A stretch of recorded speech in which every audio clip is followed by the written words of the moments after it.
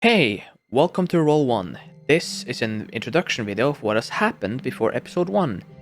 It's important that you watch this video to have all the correct information about what's happened and what has transpired before you begin dwelling deep into our story. Now, our story begins in the Inner Sea region, but more specifically Hallgrim in the land of the Linnorm Kings. There, boats arrive to the shore, and 3 of these boats contain adventurers: John the Cleric Human, Ace the Rogue Half-Elf, and Spicus the Paladin Dragonkin. They all go off the boats, and one by one they head into the city, eventually meeting up in the Silver Dragon's Inn, where another adventure awaits them, Elion the Tengu Bard. After a while they sit around the table and get to know each other. In this time, they decide to start an adventuring group to gain money, fame, glory, or fulfill personal goals. Bonnie, the barkeep, gets a paper, and she nails it to the wall.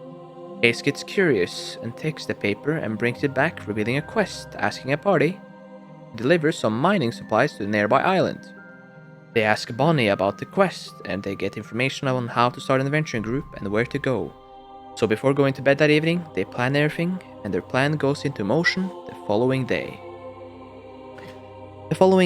They decide to split up. Someone goes to get supplies and someone goes to the town hall.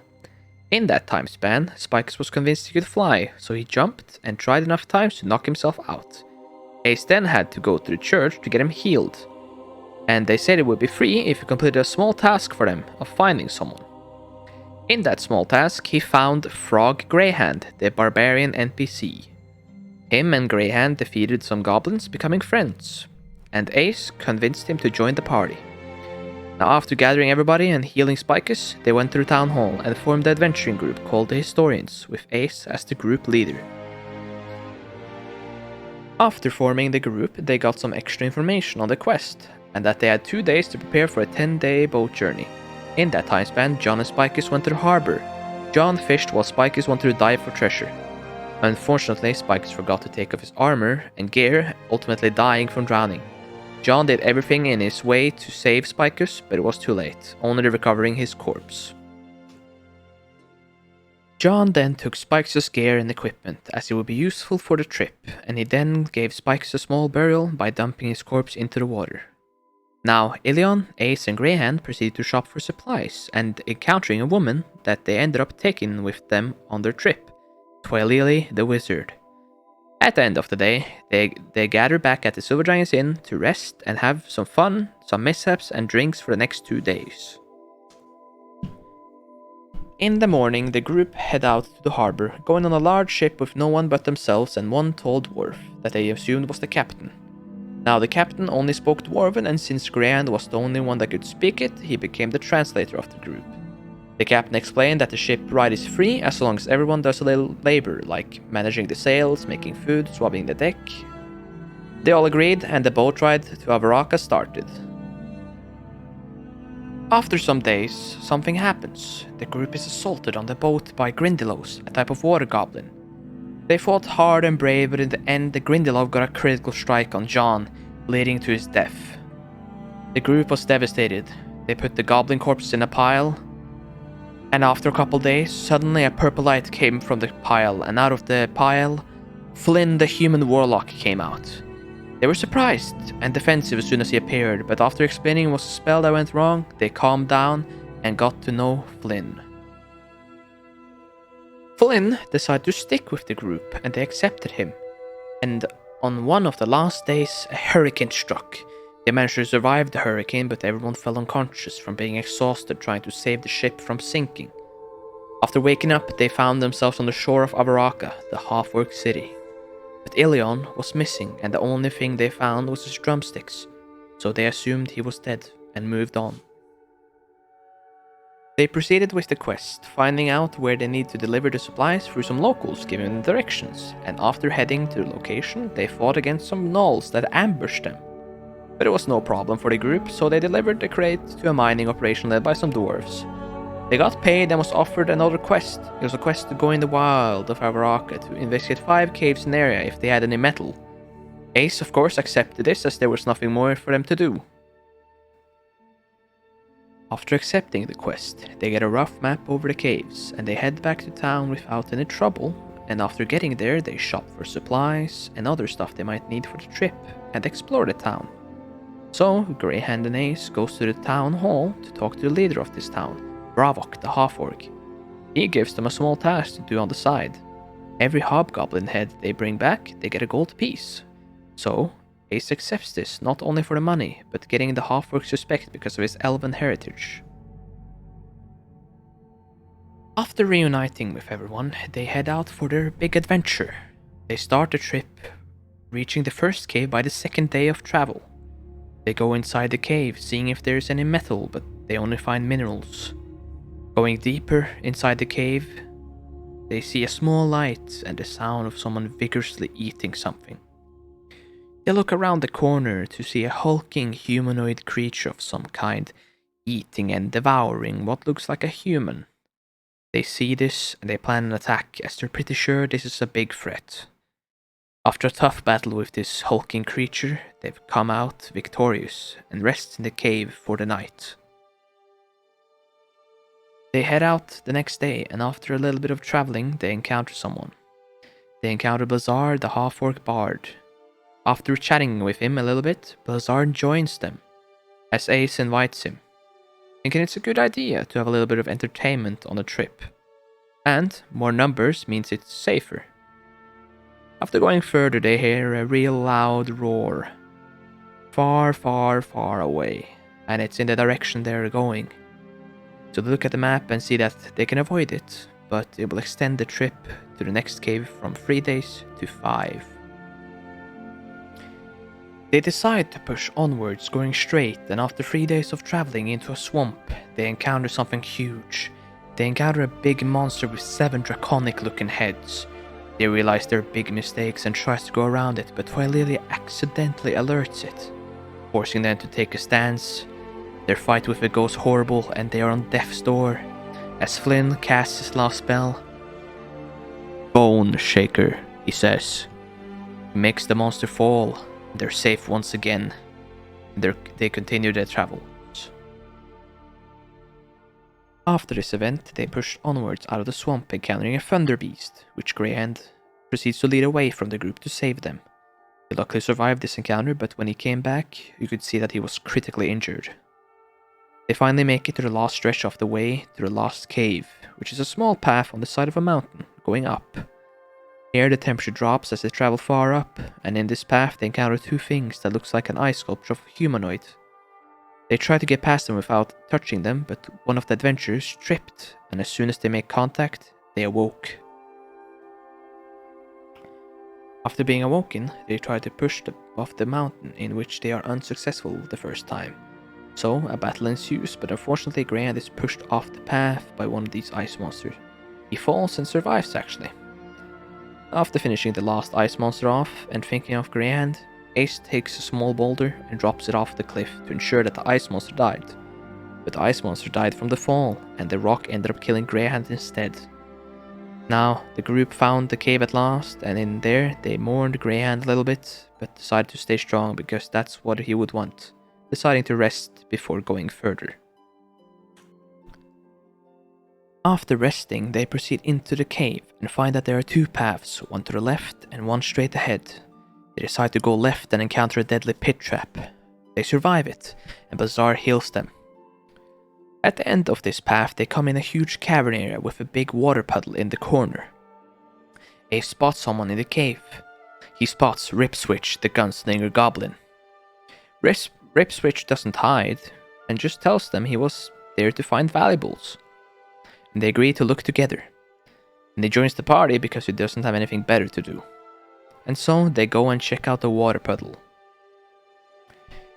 They check out the water puddle, and after Twilily throws a rock in the puddle, they start to feel something rubbling. And out of the water, what they think is a dragon comes out and unleashes a 30-foot cone of a sonic blast, killing Twilily and Flynn immediately. Seeing this, Bazaar becomes scared, while Ace becomes enraged and goes in first to assault the dragon. Ace, Ripswitch and Bazaar have a hard and exhausting battle with this thing, and they manage to defeat it, but after the battle the cavern becomes unstable, and they run, managing to get out before it collapsed. After that, Ace becomes more cautious, and they decide to go and rest at the same place they rested at before. Before resting, they analyze the situation and the monster that they faced. They notice that the monster looked a little bit too small for a dragon, so they think it might have been just a child, and that someone must have put it there. And after this talk, they rest for the day. When they wake up the next day, they wake up to find Orphus, the human inquisitor, and Tech, the Nagaji fighter. They are surprised by this and immediately pulls out their weapons, but Orphus explains that he just stumbled across them after escaping the maelstrom and that he found Tech in the swamp. Ace then proceeds to let them go with them, but asks them to go first as a precaution. So they head to the path straight ahead and find out that there is a chest at the end of the way.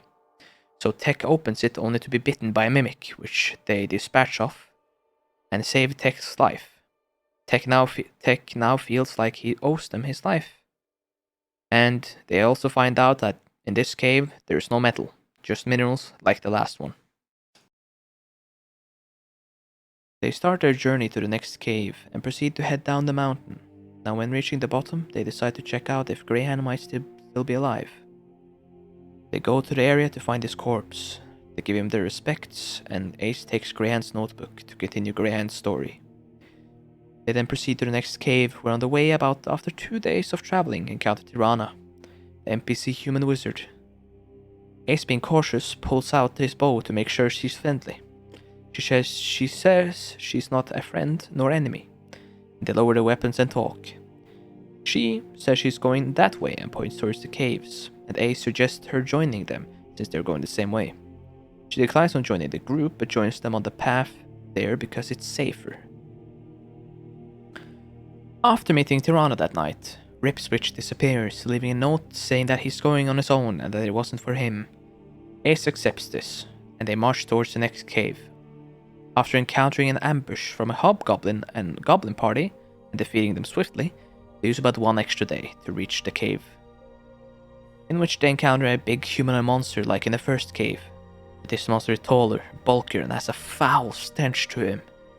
After leading him out of the cave to have more space to fight, they defeat him and moves on to be on the way to the 4th cave. On their way to the 4th cave, they get in a fight with some ogres, and Ace gets knocked unconscious. They defeat them, and after the fight, Bazaar, Orphus, and Tech goes to explore, leaving Ace alone. Now, while being gone, Ace wakes up just as a grizzly bear approaches him. Ace manages to knock out the bear and swiftly takes the opportunity and kills the bear. He then goes to find the others. Now, the others, unknowing to them, the big monster that they killed at the 3rd cave came back. And they fought it, but they were gravely injured, and the monster left them unconscious, but Tirana came in just in time to save them. And after a while, Ace finds everybody and starts treating their wounds. The first one to wake up is Tech, who starts slapping Orphus to wake him up. Now this is actively killing Orphus, so Ace rushes to Tech and punches him, knocking him out. Ace then makes a decision and kills Tech. And by killing Tech, he also experienced something. He experienced Tech's soul being split in half by a hooded figure with a scythe. Fog is everywhere, and Ace is confused. The hooded figure reaches his hand out, and Ace takes his hand as he accepts Cyphus as his new god. Now for context, in the battles not mentioned, Tech was being a problem for Ace, and being in their way constantly, making dumb decisions. So that's why Ace took this choice. Now, after everyone falls in what feels like a dream, they wake up in this dark forest, lit up by a strong light from the moon.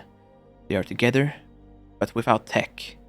And they proceed to go, and there they find a house, and in the house an old lady sits. She serves them tea, and she asks them if they want to draw a card from her deck of cards. Ace and Orphus accept, while Bazaar tells her no thanks. And nothing happened to Ace, but Orphus. Orphus became more wiser and a little bit slower with his reflexes after. Also, while they were there, Ace found a wolf that eventually was killed by something. But the same hooded figure that he met came and gave the wolf half of his soul back. And it came back, but bigger. And Ace felt a connection. So he decided to keep this wolf and call her Echo, having a companion for life. And after this, the group continues onwards to the 5th cave, and that is where episode 1 starts. Now, a thing I want to say is that I only covered the major plot points of this story, and there were a lot of battles with goblins, ogres, and there was maybe some backstory explanations, but this is the general story of what happened before episode 1 and covering the main plot points of the story. I hope this was a very informational video, and I hope you're gonna enjoy your journey through our story. Thank you everybody for watching, and I'll see you in episode 1, or if you've caught up, in the streams.